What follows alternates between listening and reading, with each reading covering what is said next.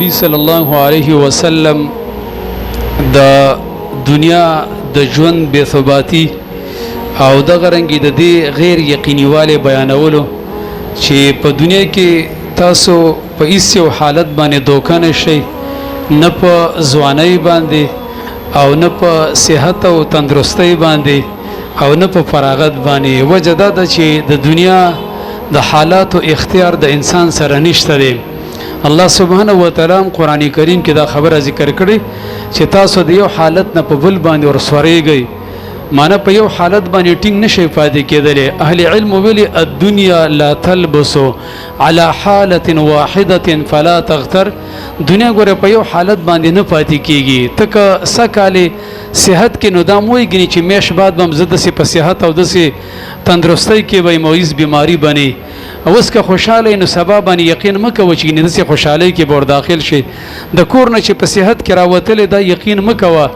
اگر چې د الله نه به حفاظت مطالبه کې، خو لیکن دا په ژوند باندې اعتبار مکوي چې د حالت کې به کور ته واپس لاړ شي. وجه دا ده چې القوي لا يبقى القويا الى الابد. دنیا کې د څه طریقه د ضابطه ده چې طاقتور صحتمند سره همیشه د پر په طاقت کې نه پاتې کیږي، او د غرنګ والصحيح لا يبقى صحيحا الى الابد. او یو صحیح سره صحتمند او تندرست او دارنګ مالدار تر همیشه د پورې په دې حالت کې نه وي، بلکې په هذه الدنيا كل الناس يتوارثهم. په دې دنیا کې چې ته ګوري ار سره د بل وارث ګرځیدلې، ته ځان ته وګوره دا ته چې نن په کم کور کې وسېږي، په کم دکان کې ولاړې، او د غرنګ په کم گاڑی کې چې سورلی کې یا د سره کم جیداد او مزمکه وغیرہ ده، یقینو که لږ شانتي نظر په مخ کې واچوه، یا به ته د پلار نه پاتې شوي یا د ترنه او یا د نیکنه. منصور باچا یو ځل د سیناسیو نو په دې کې ویل چې خبرې کولې چې ویلې دا مرګ په دې دنیا کې نه ویل ډیره مزه به کولې. هغه مشیر ته ویل وزیر جی ول غلطه خبره دی وکړه، د مرګ خو به تا باندې غټ احسان کړي که دا مرګ نه وي تا ته د حکومت او بچایي به اوس نه ملاو شوی، دا خو په مخکنی باندې مرګ رالی نو تا ته په میراث کې هیڅ پاتې شول. نو دغه رنګ الله سبحانه و تعالی د یو حالت نه بل ته انسان هغه انتقال کوي. عیسی علیه السلام یو ځل مرګرو ته ویل مې یبنى على موج البحر دارا، الکه ویل د دې سمندر په چپو باندې بسوک تاسو کې کور جوړ کی. هغه ویل چې دا څنګه کېدلی شي، وبخو په ځای باندې نه ټینګيږي، آبادی خو هغه ځای کې خلک جوړي چې هغه زمکه په ځای باندې ولاړ چې خوځيږي او بیا اوبه ندی د پاره خو څه قرارې نشته دي. ناغه ویل چې تلکم الدنیا فلا تتخذوها قرارا. ام دغه د دنیا مثال دی، اس ګمن په مکوا، اس اعتبار په مکوا، دومره بے وفا شه د یقینو کا چې تعالی که یو نعمت درکې نو مخکې به دې سم وکړي او مخکې به د یو سیز والی دا غینه اعلی سیز بدنه والی. دا پیسې سړی څومره په سخته باندې ګټي، څومره یخنی او ګرمي ته برداشت کوي، څومره ذلت ته برداشت کوي، او بیا په یو معمولی غونډه سیز والی چې دا غي د پر دومره قرار نه.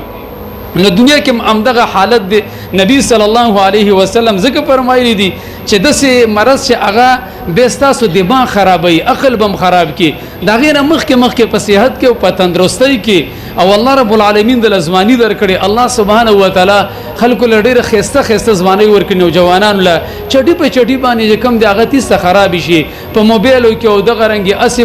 په ذل کارونو کې صحت هم خراب کی او ځوانیم ته نه لاړ شي، او هیڅ ګټه هغه د اخرت د پرونه کې ول عیاذ بالله. زما عزتمندو دا چانس ګوره بیا نه ملاويږي. د تاریخ کې راغلي دی وای د امرأة الحسین ابن الحسین ابن ابي طالب خاوند وفات شو،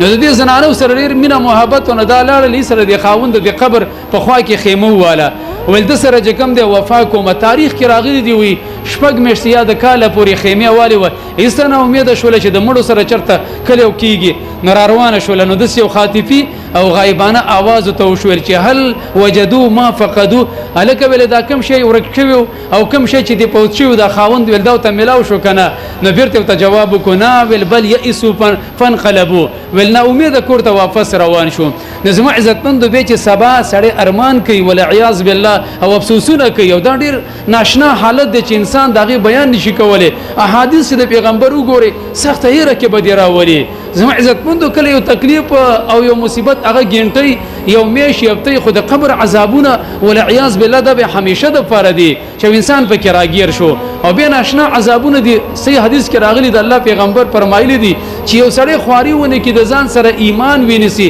ځواني د الله په طاعت کې ونه لګي په د باندې 99 اجدهاګان هغه په مقرر کیږي یو اجدها چې د لټک ور کوي نه دا غي دومره سخت زهر دی که دنیا کې هغه پوکي وخی دا ار سیس بجه کم دی فاسد شي په دنیا کې بشین بوټه هغه راونه ټوکیږي لکه په علاقه باندې چې ټمبم هغه استعمال شي څومره زمانه پورې داغه د هغه تابکاری او د ذرات او آثاری او موږ تاسو په دې حالت باندې ور روانیو نو زما عزتمندو چې سانس شته دي چانس موږ تاسو شته دي رب العالمین راضي کول الله سبحانه و تعالی رسم ځان ور کول د خپل ځواني د خپل صحت او بدن د رب العالمین په طاعت کې الله په تعلق کې استعمالول دغه زمونږ استاسو د ژوندۍ هدف دی دغه زمونږ استاسو دنیا ته دراتګ مقصد دی او د دې لپاره موږ رب العالمین هم دغه مجاهده غواړي الله سبحانه و تعالی دې موږ تاسو د خبرو اهل وګرځي وبالله تعالی